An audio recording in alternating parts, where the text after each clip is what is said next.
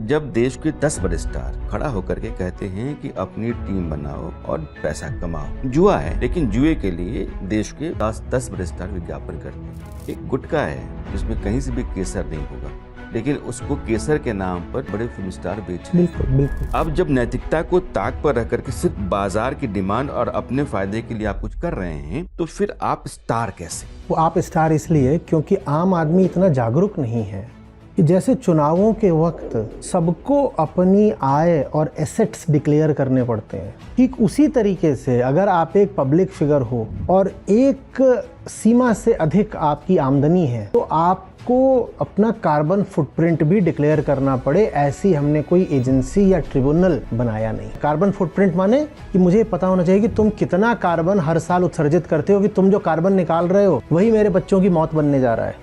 मुझे पता होना चाहिए मेरे बच्चों की मौत के लिए तुम जो मेरे हीरो, मेरे लीडर बन रहे हो, अपने आप को उद्योगपति बता रहे हो या सेलिब्रिटी बता रहे हो या पॉलिटिशियन बता रहे हो, मैं जानना चाहता हूँ किस हद तक तुम जिम्मेदार हो मेरे घर परिवार की तबाही के।